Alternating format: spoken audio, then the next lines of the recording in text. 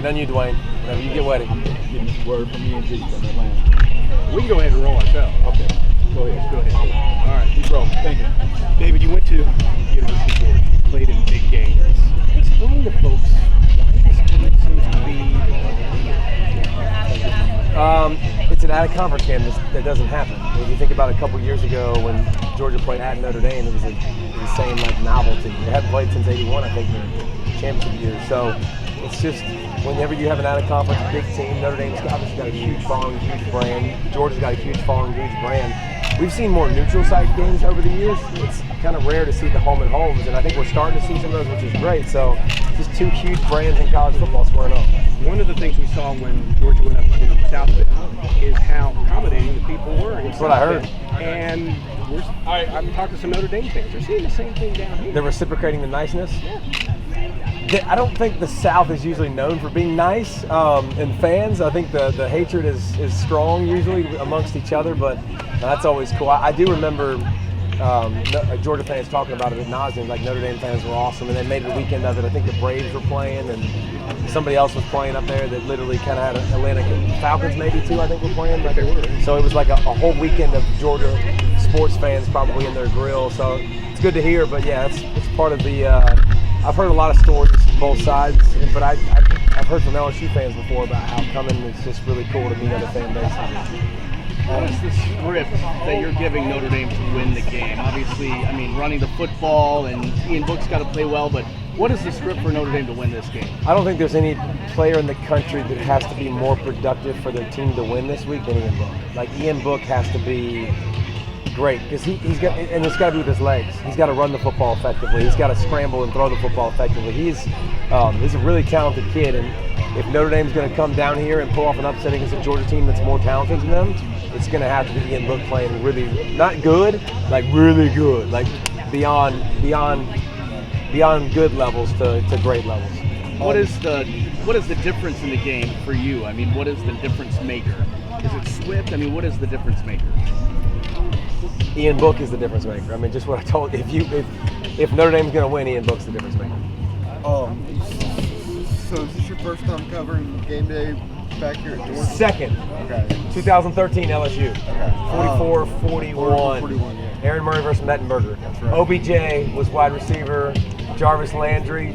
Jeremy Hill, right? Yeah, I mean, it's a good game. It was a dogfight back and forth. So coming back here, so what's it like for you, and then for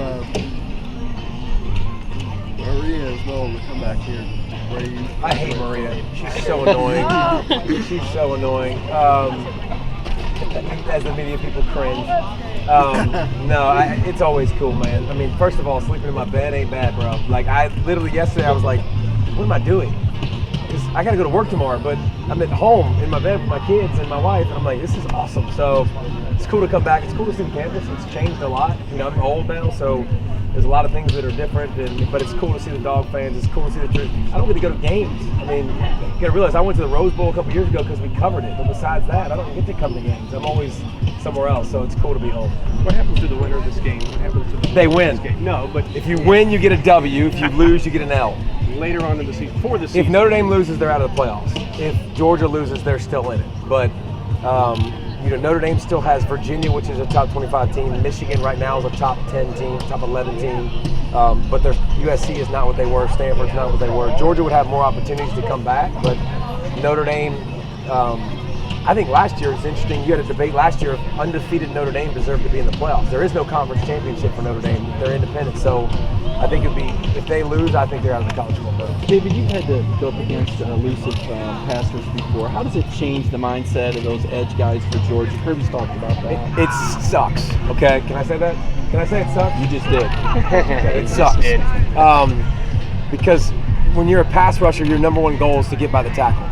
Those tackles aren't small, so you want to run around them, not through them typically. So you try to get the edge and you try to bend and you try to get around the corner and get to them. Well, when you do that with a guy like Ian Book, he steps up in the pocket and now there's nobody there.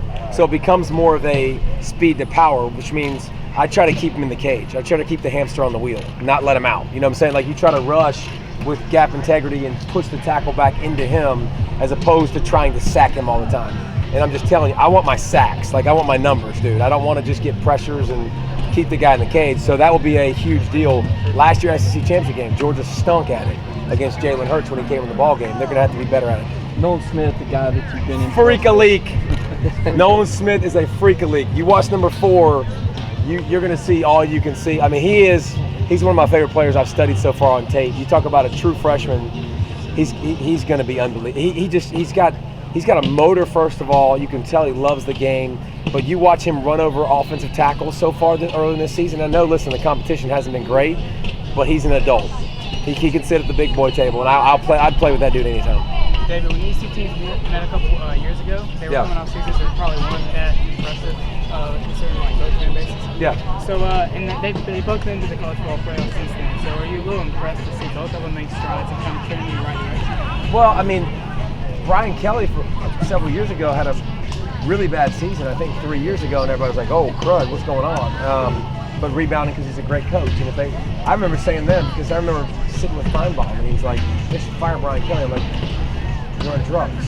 Why don't you fire Brian Kelly? He's a great coach." So Kirby, what he's been able to do in both these team programs, you can tell that they put themselves in great position to be national championship caliber teams and go into the playoffs. And I think both big brands that people are excited about and that people follow and across the country. So it's been a good job of that. Is there a specific player that hasn't really broke out yet that has pretty good potential of doing it this game? We just talked about Nolan Smith right over here. Nolan Smith for Georgia, number 4, is a freak show. He's an outside linebacker that can play that people haven't heard of yet, but he'll be an All-American outside linebacker. He's that kind of good for Georgia, so he's going to do just fine. Have you seen enough from Georgia to say whether or not the 2019 edition is better than the 2017 edition? How would you compare it? The 2019 is more talented team than the 2017 team. That's fact. That's not even debatable. Like 2017, Kirby was playing players that were really smart, that were in the right position, that weren't necessarily athletic freaks. Now it's really fun to have both. Like he's got a combination of athleticism across the board. They're deep in every single spot. And what does that mean? There's competitions in every spot. That's the biggest thing, guys. When you go to practice and you're the guy and there's nobody to push you, you don't work as hard. When you go to your job at home and there's nobody pushing you, you don't work as hard. But when you got somebody breathing down your neck to take your job and take your spot, it makes you work harder. And Georgia's got that at every position across the board. And they're one of the most talented teams in the country. George Pickens is a guy who's impressed as a true freshman. Your thoughts on that? He sucks, too. He's terrible. No, I mean, somebody has to step up at wide receiver for Georgia and be the guy. And I'm interested to see if it's Pickens, if it's Blaylock. Demetrius Robinson's a little bit banged up. Curse got banged up early in the year. So somebody's going to have to carry that. Somebody needs to get on the page with Fromm that we saw several years ago with back shoulder fades and a guy that he can trust. Because if you're going to point to a weakness at this team or a question mark for Georgia, it's the wide receivers. There is no other question mark on this team. Everywhere else is pretty solid. Dave, you know this program as well as anybody. Is Georgia just kind of tapping into its potential here at the program? And how long can they sustain what Kirby's done the first few years here? I've been telling, I live around here, and I've been telling a lot of Georgia fans that are psychos that love the team and follow it, that I told them 2 years ago, and I'll say the same thing this year, and I'll say the same thing next year. You're living in the days of where it's going to be the best in Georgia football history. It's a good time. If you need a team out there and you're in college football, like Georgia's a good one to pick. I mean, if you're going to buy stock, this is a team that they're stocked across the board. You look at all the 5-star guys and all the recruits and the discipline they play with now and the toughness they play with. They're not going anywhere. Okay, thank you. Thank you, David. Yeah. Great stuff, Dave. What?